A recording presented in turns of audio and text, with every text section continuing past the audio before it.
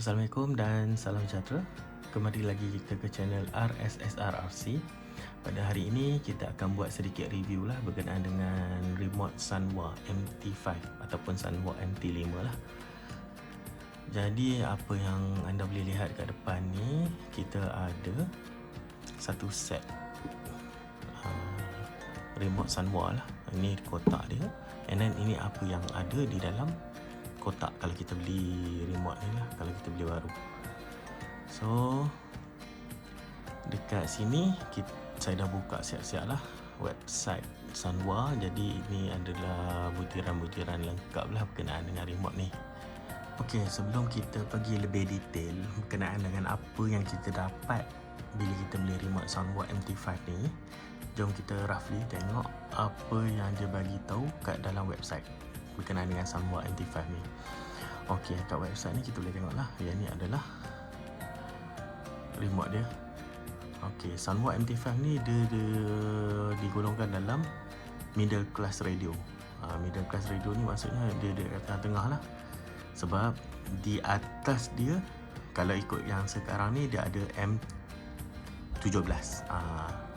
Iaitu dia adalah yang high class punya radio lah. Yang ni the middle class. So yang bawah daripada dia, yang terbaru adalah MTR. Okey, ini kita bagi tahu tentang product description dia. Okey, sekarang ni remote Sanwa MT5 ni dia datang dengan FH5 RF mode compatible. Maksudnya dia punya FH5 RF mode ni dia higher resolution daripada yang sebelum ni. Dia guna FH4 RF mode. Okey, so yang kelebihan lagi, MT5 ni dia dah di-install lah SUR. SUR ni maksud dia Sanwa Ultra Response. Dia punya respon dia lebih laju lah daripada mode respon yang sebelum ni. Kalau untuk mode respon sebelum ni, kita ambil contoh sebagai Sanwa MT44. Sanwa MT44 dia pakai SSR, Sanwa Super Response. So ini adalah upgrade daripada Sanwa Super Response. Dia dah jadi Sanwa Ultra Response. So dia punya respon lebih laju daripada yang sebelum ni, yang ada pada Sanwa MT44. And then lagi satu, untuk MT5 sekarang ni, dia kena pakai FH5 sahaja untuk receiver dia. Maksudnya receiver yang boleh support dia adalah receiver RX491, receiver RX492, receiver RX493 dan receiver RX493i. So yang mana guna FH3 dengan FH4 dah tak boleh pakai dah dekat remote Sanwa MT5 ni. And then sekarang ni dia dah bagi posisi yang lebih baik untuk steering dengan throttle. So steering atau throttle ni kita boleh arrange lah ikut keselesaan kita. Dan lagi penting, dia punya bateri lah. Sekarang ni dia pakai bateri AAA. So bateri dia, kita pakai bateri kecil, dia akan jadi sangat ringan lah. So tak berat. Dan kita macam biasalah, kita boleh tukar. Kalau tak nak pakai bateri AAA ni, kita akan boleh pakai bateri lipo lah, satu sel bateri pun. So biasanya kalau kita pakai lipo ni, dia akan lagi ringan lah kalau kita pakai yang satu sel punya tu.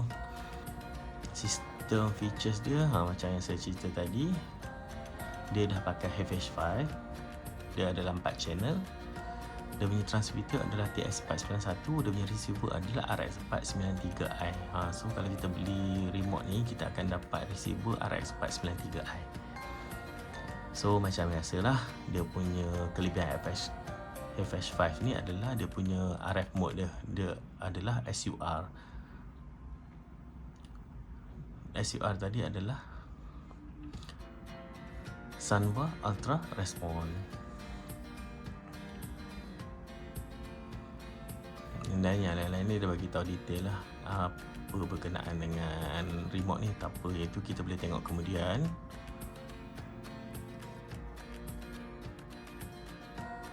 So tak ada apa yang kita boleh tengok sangat lah dekat page official dia ni.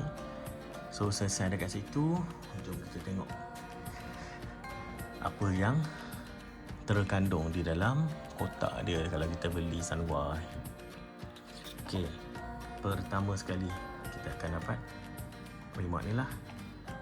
So remote ni dia dah upgrade lah dia punya looks dia berbanding dengan yang sebelum ni, Sanwa MT44, tapi tak banyak beza sangat lah.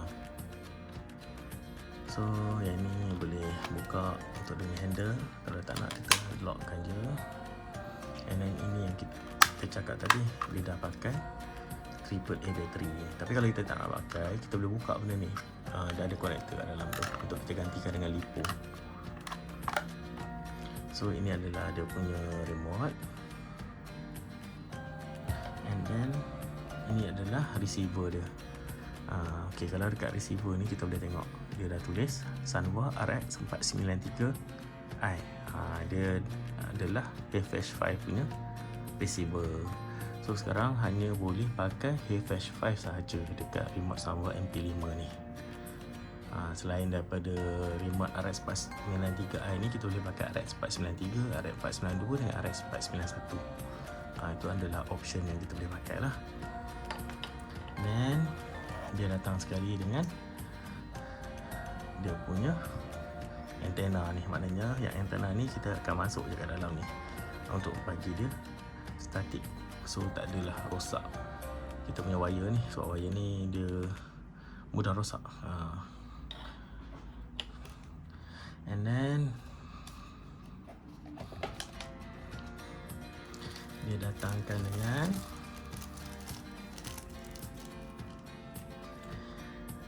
tiga penutup untuk receiver ni. Maksudnya biasanya normally kalau kita main touring, kita hanya akan pakai 2 ataupun 3 je channel, maksudnya 3 port. Jadi untuk yang port 1 channel 1 ni kita biasanya akan guna untuk servo, channel 2 untuk dia punya ESC, channel 3 optional lah. Kalau ada yang main kipas, kita akan pakai kipas. Kalau tak ada, dah akan pakai 2 channel je. Jadi selebihnya adalah berbaki 3 lagi slot yang kosong. Jadi Sanwa ni dia bekalkan 3 penutup. So penutup ni kita just letak masuk je kat sini untuk elakkan habuk ke batu ke masuk dalam kita punya receiver. So kalau kita pakai 2, so lagi 3 ni akan bertutup lah. Dia ada bagi 3. So ini adalah fungsi benda kecil ni. And then yang ini adalah wire binding. So setiap kali kalau kita nak bind, kita kena pakai wire ni lah. Wire ni kita akan masuk dekat slot yang ada tulis SSL ataupun bateri ni. So kita akan letak di situ untuk bindingkan dia nanti. And then lagi satu, kita ada stiker foam ni lah. Yang ini pula adalah dia punya brake trigger. So brake trigger ni Sanwa dia bagi ada extra lagi 2. 2 ni dia bukan sama, dia lain. Dia punya bentuk dia. Jadi dia ikut pada keselesaan jari kita nanti. So dia ada bagi yang standard. Standard dah sedia ada dekat sini. So kita boleh buka je skru dekat sini, and then kita tukar dengan 2 lagi ni. So ikut keselesaan kita nanti macam mana. And then dia datangkan dengan angle spacer. So angle spacer ni, ini adalah angle spacer untuk C, ini adalah angle spacer untuk B, dan A adalah yang sedia ada dekat sini lah. Jadi angle spacer ni adalah dekat bahagian sini. So bila kita tukar angle spacer ni, dia akan ubah dia punya posisi trigger tu.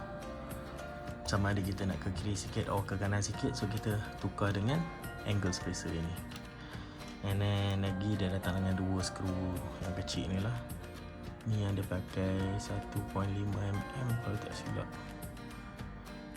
dia ada bagi buah. Dan yang last adalah body grip. Body grip ni kalau untuk yang standard yang ada dekat sini, ini adalah size normal. So dia ada bagi satu lagi extra. Extra ni adalah untuk yang saiz kecil.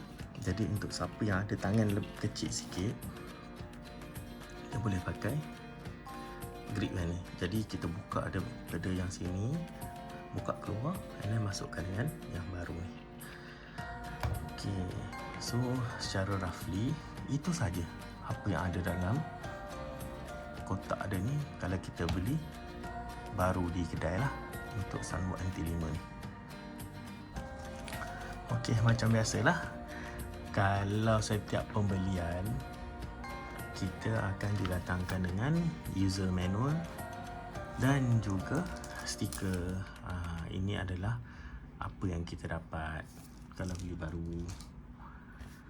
So, jom kita tengok dengan lebih mendalam pasal remote ni. Okey, jadi sebelum kita start untuk on remote dan sebagainya, pertama sekali kita boleh mulakan dengan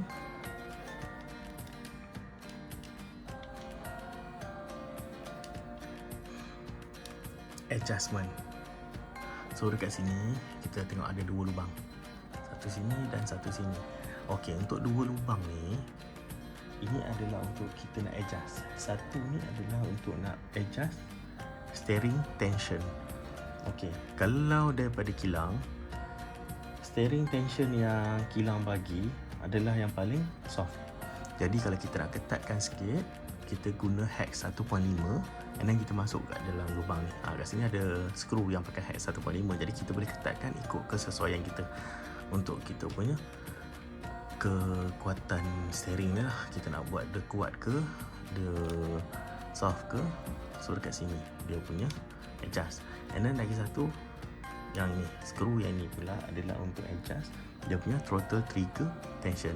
Jadi untuk adjust throttle ni, betapa lembut ataupun betapa kuat tu ikut pada skru sini lah. Kita adjust guna hex 1.5 juga. And then macam tadi, yang ini kita boleh tukar sama ada kita nak pakai normal size yang dia bagi ataupun yang lebih kecil sikit. Kalau nak yang kecil, kita buka daripada kotak dia ni lah, yang tadi yang ni. Okey, so lagi kita tengok pula kat sebelah sini. Okey, kat sebelah sini dia ada skru kat depan ni. Skru ni adalah untuk kita nak adjust trigger ni.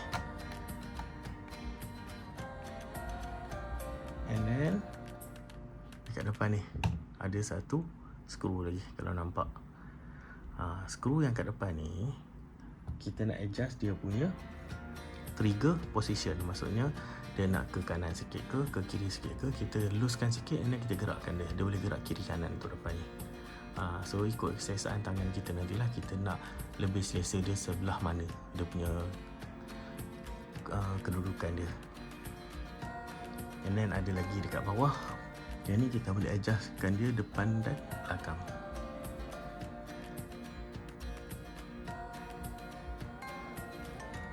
And then yang tadilah kat dalam ni dia punya trigger angle tu, yang dia ada bagi extra yang lain tu kan. So kita ikut kesesuaian kita. Dan ini adalah skru yang saya cakap tadi. Kalau kita tak nak pakai yang ini, kita buka ikut skru sini, kita gantikan dengan yang lain. Sama ada nak yang besar sikit ke, yang kecil sikit ke. Okey, so sekarang kita tengok pada bahagian bateri dia ni. Okey, ini kita buka lah. Okey, sekarang kita nampak ada 3 slot untuk AAA punya bateri. Saiz AAA yang saiz kecil. In case kita tak nak pakai yang AAA, macam biasa kita boleh buka je. Kita buka span ni, kita buka dia punya casing ni. So dekat sini kita connect je. Kalau kita nak beli lipo, kita connect kat sini je lah. Tapi kalau macam saya buat masa ni, saya nak pakai je bateri AAA ni. So kita masuk balik, kita tutup. Okey, pergi ke receiver. And then receiver ni, okey, kat sini yang dia cakap tadi adalah 4 channel lah. Channel 1, channel 2, channel 3, channel 4. Dan untuk atas kali ni adalah dia punya SSL ataupun bateri ataupun binding. Semua slot untuk yang bahagian port atas kali ni. Yang ni saya dah tutup lah dengan penutup tadi, sebab kita takkan pakai slot yang ni. Kita akan pakai yang 1, 2, 3, 4 ni je. Kalau untuk kereta touring saya ada slot pertama untuk servo, slot kedua untuk ESC, slot ketiga untuk kipas, slot keempat untuk lampu. Sebab saya set touring untuk main malam dan pakai rear body, so saya setting dengan ada lampu sekali. So saya pakai semua 4 channel. So sekarang jom kita tengok lebih detail apa yang ada dekat remote ni lah. Okey, apa yang ada dekat remote ni kita tengok bahagian atas sekali. So untuk bahagian atas kali ni, yang ni kita ada carrying handle. Maknanya handle untuk kita nak pegang untuk bawa remote tu lah. So kalau kita nak, kita buka. So kita boleh pegang dekat sini. Tapi kalau kita tak nak, kita terus lock dia lah untuk tutup. So tak mengganggu. And then kita ada display panel ni. And then kat sini ada satu lampu LED. And then kita ada select button. Kita ada multi selector ni. Multi selector ni dia roller. And then dia boleh atas bawah, and then boleh tekan. And then bawah ni adalah back button lah. Kat bawah ni ada satu line kecil ni adalah dia punya LED. Okey, untuk bahagian depan ni kita boleh tengok kat sini sebenarnya pun ada LED lagi. Dia orang panggil benda ni adalah X illumination. Dekat bahagian depan ni pun ada lagi LED X illumination lagi.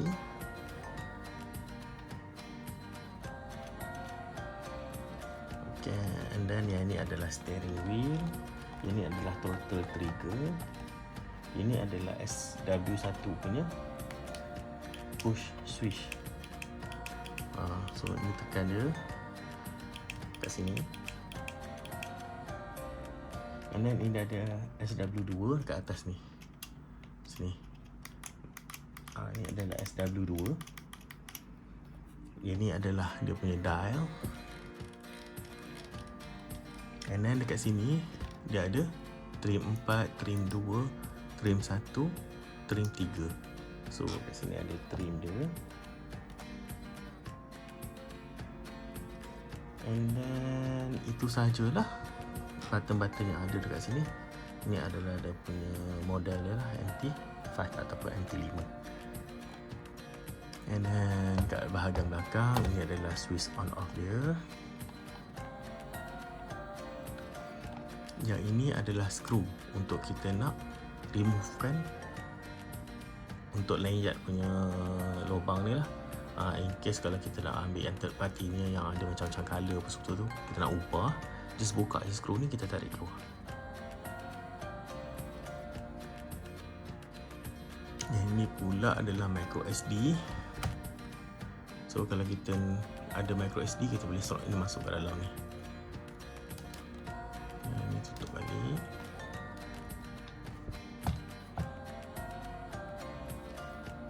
Ini adalah connector cover. So kalau lah kita ada optional untuk letak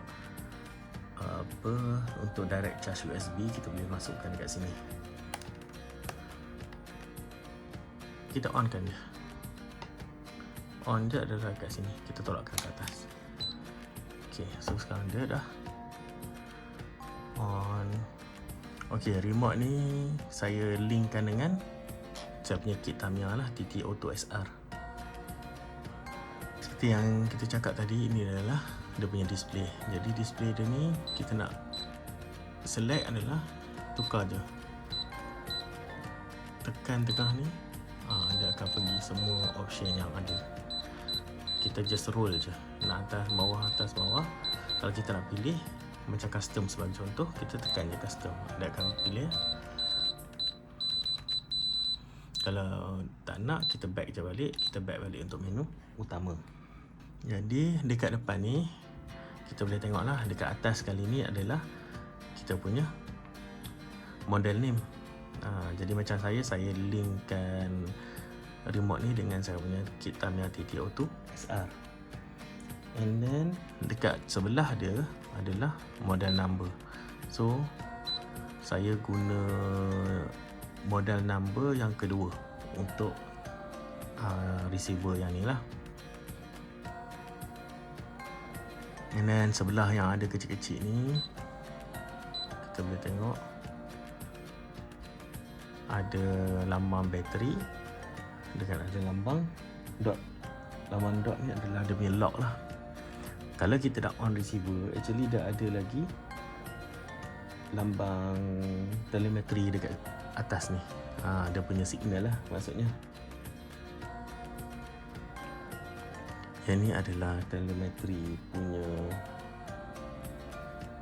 racing mode. Yang bawah dia tu adalah clock, suhu,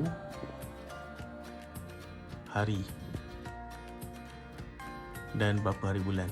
So hari ni adalah 5 hari bulan 6. So semua ada kat sini. Maksudnya masa, hari,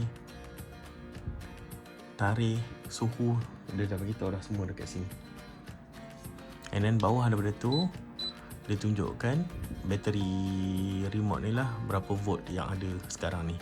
So sekarang dia tunjukkan 4.1 volt. Bawah dia adalah lap. Kalau kita ada setting untuk timer, ada lap, steering, throttle. So dekat sini dia punya 4 channel yang ada lah: steering, throttle, AUX1, AUX2. So kalau kita gerak, nampak macam steering, kita gerak kiri kanan, dia gerak. Kalau throttle pun gerak. Cuma yang untuk AUX1, AUX2 ni kita tak ada set lagi lah apa-apa. Jadinya mari kita tengok lah apa fungsi-fungsi yang ada dalam remote Sunwalk NT5 ni. Okey, sebagai contohnya untuk custom ni, kita boleh tekan. Kalau kita nak gerakkan dia atas bawah, guna yang roller ni lah. So kalau kita nak pilih, kita just tekan je. Okey, untuk kita tekan ni, kat sini kita boleh tengok select page 1. So dia ada 1, 2, 3, 4 page lagi. Untuk kita nak tukar page ni, ini adalah page untuk ST. ST ni steering lah. Kalau kita nak tukar pada page lain, kita tekan select kat sini. Dia akan jadi page kedua, TH masuk throttle. Tekan lagi, dia akan tukar kepada AUX A1. Ini adalah AUX A2, channel 3 dengan channel 4 lah tadi. So kita just tekan select untuk pilih page mana yang kita nak. So ada 4 page. Page pertama adalah untuk steering, page kedua untuk throttle, page ketiga untuk channel 3, page keempat untuk channel 4 lah, AUX1 dan AUX2. Jadi untuk sebagai contohnya, kita ambil page 1 steering lah. So kat sini untuk steering punya option, dia ada rate, dia ada subtrain, EPA untuk left, EPA untuk right, dan kita guna reverse ataupun normal. So itu setting-setting yang ada lah untuk steering. Kalau kita terus kepada page yang seterusnya,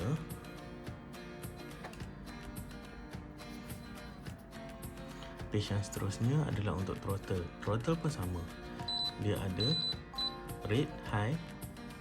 Untuk rate. So rate high ni adalah rate untuk forward lah, macam biasa. Rate B adalah rate untuk brake. Ini start trim. And then ini adalah EPA untuk H, EPA untuk B, dan reverse ataupun normal untuk throttle. So untuk AUX, saya tak setting apa-apa lah sebab saya tak masukkan untuk AUX 1, AUX 2 ni. So bila kita dah tak nak masuk apa-apa lagi dah untuk custom, kita back. Ok, sekarang kita tengok pada fungsi yang kedua, adalah fungsi setting lah. Ok, bila kita pergi ke fungsi kedua, kita tekan kat sini, kita tengok ada 4 dot.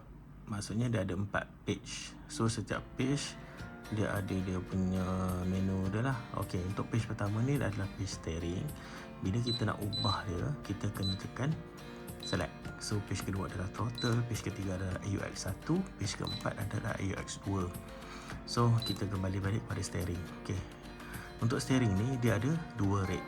So dua rate ni adalah kita punya rate untuk steering lah. Maksudnya kalau 100% ni adalah kita ambil maksimum. Tapi in case lah kita punya kit, dia punya cornering kita tak dapat nak 100%.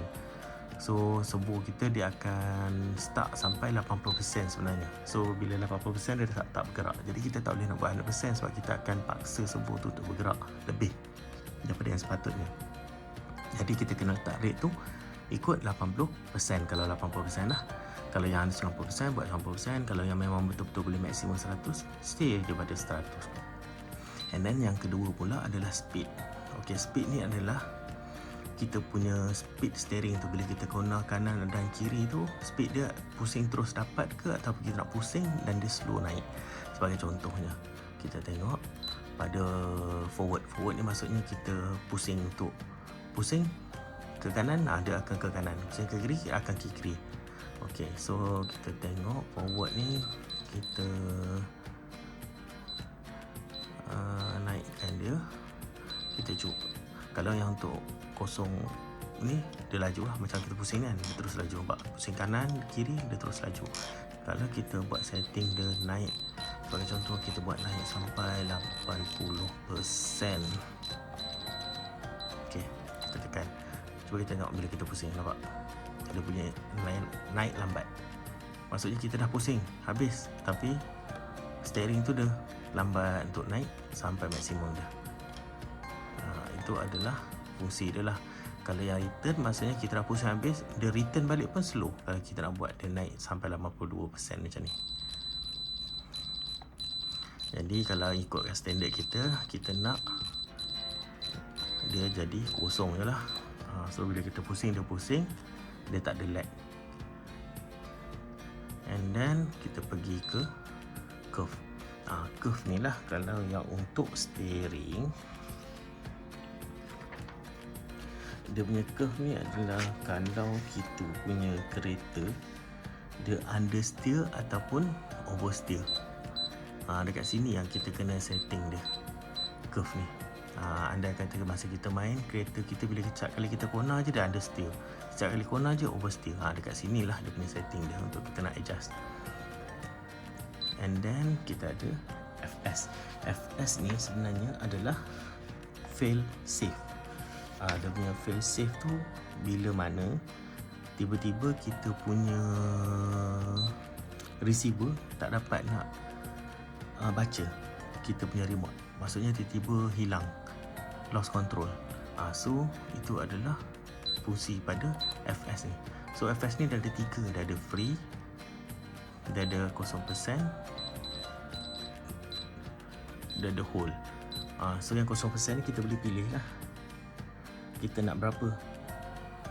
Kalau free ni, sebagai contohnya, bila kita punya signal tu lost, the servo tu dia akan stop dan free. Maknanya dia akan free bila kita ambil option untuk free. Tapi kalau kita ambil fail safe mode, servo tu kita akan setting pada posisi yang kita nak. Itu adalah yang untuk option yang kedua tadi lah, yang ada persen ni. Kalau yang untuk yang ketiga, yang whole ni bila mana kita pakai,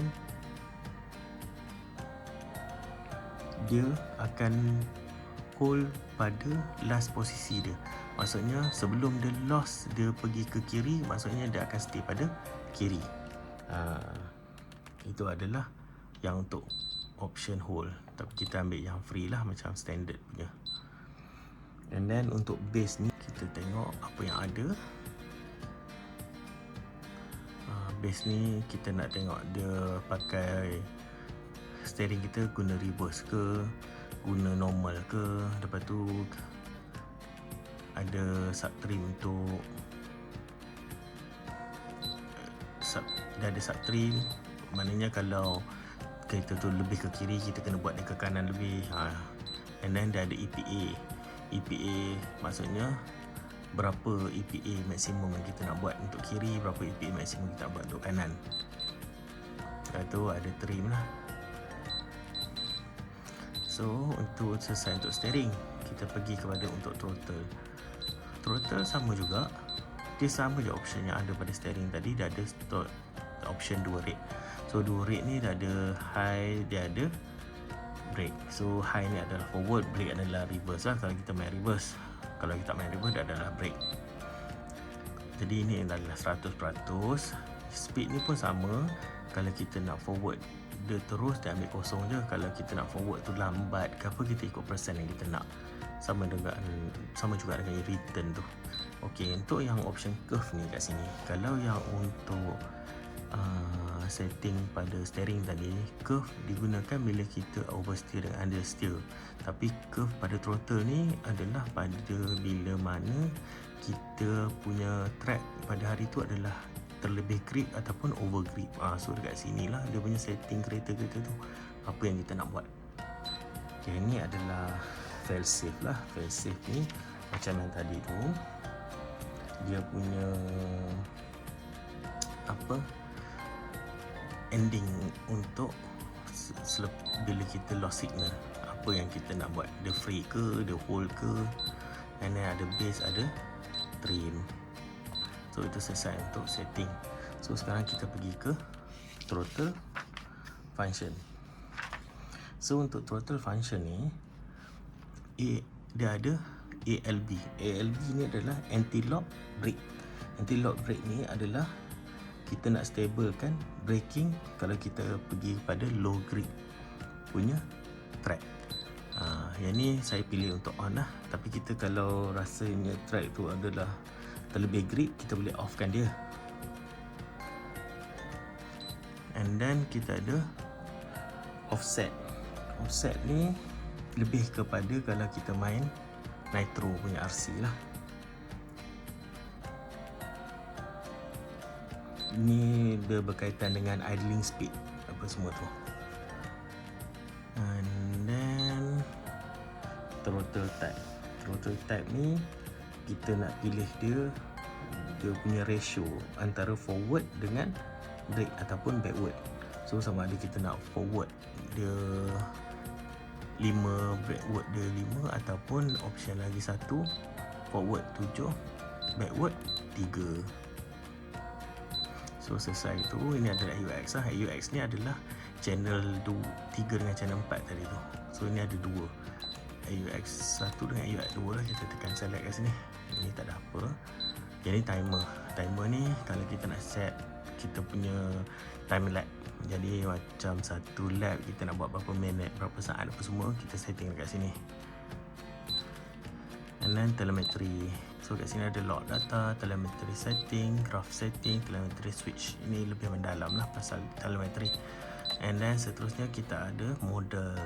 So yang model yang saya pilih adalah model 2 lah untuk receiver yang kali ni. So kalau kita nak pilih guna kita ada banyak receiver, kita just model select je. So kat sini ada banyak. Dia boleh up to 20 model. So boleh up to 20 receiver lah. And then kita boleh edit dia punya model name, kita boleh copy, and then kita nak clearkan. And then yang last sekali adalah sistem. Sistem ni yang first adalah bind lah. In case lah kita ada receiver baru, kita nak bind, so kita kena ambil option dekat sistem and then pergi kat bind. So kalau bind ni dia ada ni lah, dia punya RF mode ni adalah FH5 lah, sebab dia memang support FH5 je. Dan tu memang FH5 ni ada telemetry, safety link, respon. So yang untuk respon ni kita pilih macam untuk steering. Sebagai contohnya steering, kalau macam saya pakai yang digital steering, kita akan pakai HSR lah. Kalau yang normal adalah analog. So HSR adalah digital, SSR yang high respon tu, yang ni ultra respon, ni super respon. So yang saya punya adalah SSR je lah. Yang throttle apa semua ni kita normal je. So kalau nak bind, kita just klik option bind. Ni key assign. Ni kita nak assign SW1, SW2 tu adalah apa. Custom list. Ni yang kita dah custom. AUX type yang ada 2, AUX1, AUX2. Yang untuk mode ni adalah singkatan bagi racing mode. Terusnya adalah bateri. Ini bateri yang kita pakai lah. Okay, so sekarang saya pakai yang bateri AAA. So AAA adalah 3 biji. So dia punya volt dia dekat sini, dia bagi tahu. And then buzzer ni kita boleh set lah. LCD dia kontras, bright. Okay, lepas tu light time ni maksudnya bila kita tak pakai dia akan mati berapa saat semua. So saya setting 10 saat lah. So LED dia boleh pilih wave, off, wave ataupun on saja. Clock ini untuk kita nak setting balik clock lah. Setup, ni kita nak set up language, unit untuk suhu, boot, resume. Calibrate ni kalau kita nak calibrate lah, setiap kali kalau kita adjust balik steering punya tension apa semua tu, throttle punya tension, kita kena calibrate balik dari sini. And then ni kita punya firmware lah, kita dapat firmware 1.01.00, language Jepun. So itu saja yang ada pada remote ni. Ini adalah dia punya illuminations light tadi tu. So ada 1, 2, 3. So bahagian belakang ni tak ada. So untuk nak off dia, macam biasa tolak belakang. Alright, so dah off. Lupa saya nak bagi tahu, remote ni kalau harga pasaran sekarang dia lebih kurang 1150 dan ke atas lah. Dia ikut pada seller sendiri. Ada yang saya tengok sampai 1200 pun ada. Tapi yang paling rendah saya tengok boleh dapat dalam 1150 lebih kurang macam tu. Ini untuk harga baru dia lah. So remote ni dia keluar sekali dengan remote MTR. So remote MTR dia remote yang bawah sikit daripada dia, yang dia masih pakai button. So kalau ini sebenarnya adalah pengganti untuk remote MT44. Kalau yang MTR adalah pengganti remote MTS. So dua-dua remote ni, MTR dengan MT5 ni, dia kena pakai FH5 punya receiver lah. Dia kena pakai yang ori. So dia tak support lagi untuk yang third party punya. Kalau sebagai contoh macam MTS, MT44 dan sebagainya, semua masih boleh pakai third party punya receiver, macam Das Micro. So lebih murah. Kalau untuk receiver yang ini, yang RX 493i ni, kalau dekat Shopee paling murah saya tengok RM299 untuk satu. So agak mahal untuk sebuah receiver, tapi untuk kita dapatkan respon dan kepuasan, nak tak nak kita kena spend jugalah RM299 tu.